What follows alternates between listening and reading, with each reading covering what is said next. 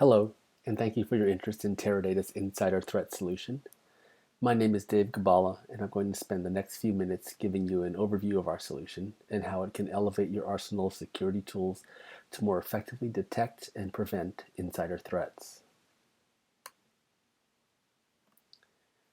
Here's a brief agenda of what I'm going to cover during this brief overview.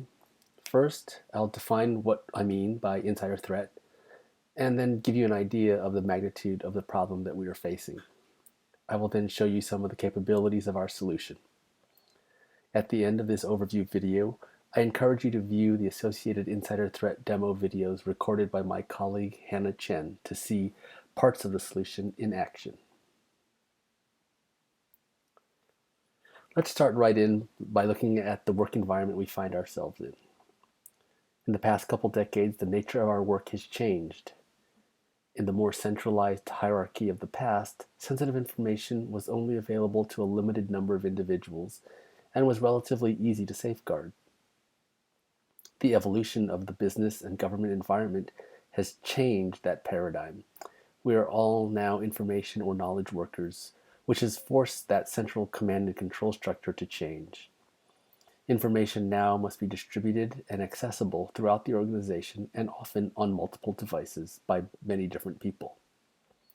The ascendance of cloud computing is just the next step in giving us all access to all kinds of information anywhere, anytime, from any device. We can all agree that this has led to great improvements to our work efficiency, but this change also puts more information in more people's hands, which creates its own challenges as sensitive data is increasingly accessible and distributed to the edges of the organization. One obvious problem is that with this structure, there is much higher risk of data leakage into hands or eyes other than originally intended. Data breach is the catch-all phrase that is applied to any and all leakage of information, intentional or accidental, that might occur. As you can see in the breakdown on the right, the source of the breaches is increasingly originating from internal personnel. The hackers may get the headlines that we all read about, but the bigger problem is coming from inside your organization.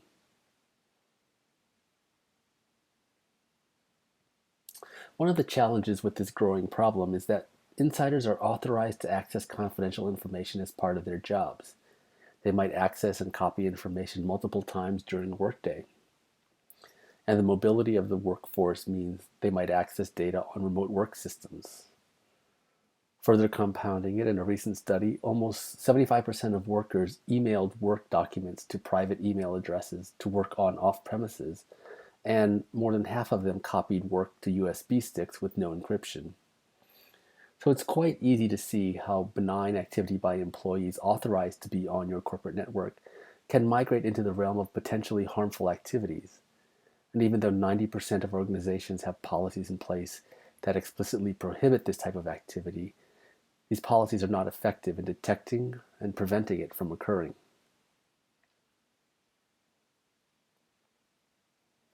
An additional consideration is that any person within the organization can evolve into a threat over time. So this is a dynamic threat that requires constant vigilance. There are many reasons that might push a person into questionable behavior. I list a few of the acute and obvious ones where a discontinuity may be approaching and which would trigger a flurry of activity, but there are others that remain invisible or which slowly evolve that are not easy to identify or detect. Take, for example, an executive who is considering an offer from a competitor. She may be the only one aware of these plans, so you have to rely on other signals to ferret out threatening behavior. So now that we have a common understanding of what an insider threat is and how difficult it is to detect, let's get some idea of the magnitude of the problem. Almost half of the corporations in the US have reported significant data breaches in the past year. And keep in mind that these are just those who reported. Many do not report these incidents for fear of backlash or brand erosion or worse. Sadly, the outlook for addressing this growing problem is not very bright, with the vast majority, 72% of firms, not knowing what to do to prevent this from occurring and unsure about what steps to take.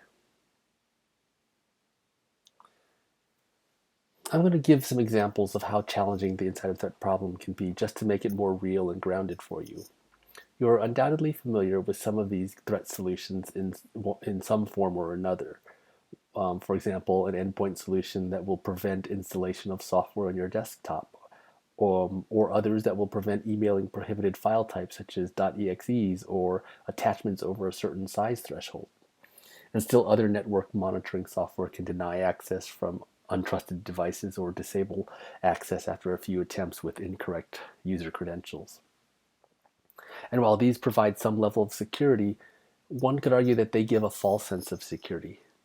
Take, for example, this basic activity that I have broken into the various steps in the leftmost column. A sales exec accesses the CRM system and performs various activities.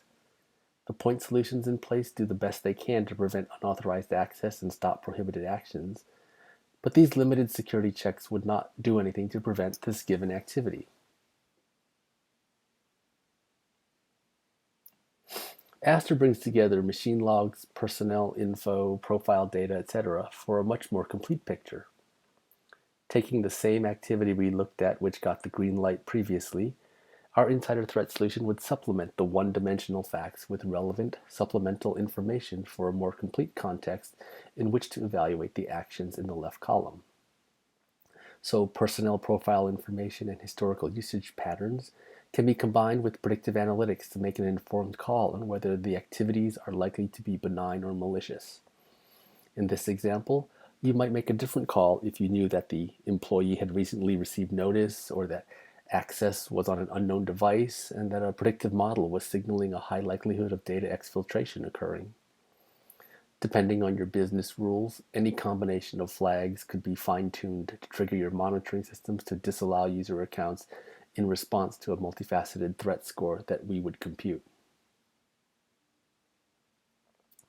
So to give you a view into the analytic capabilities enabling these prioritizations and rankings of threats, I recommend viewing the associated solution demo videos recorded by Hannah Chen. These are some screenshots from her workflow that show how the solution might be integrated into an existing monitoring console. In this case, she is showing our interactive insider threat dashboard surfaced within the Splunk console, and she is drilling down into a specific network session that was flagged for an anomalous behavior and showing how the session activities are dissimilar to the user's other historical sessions.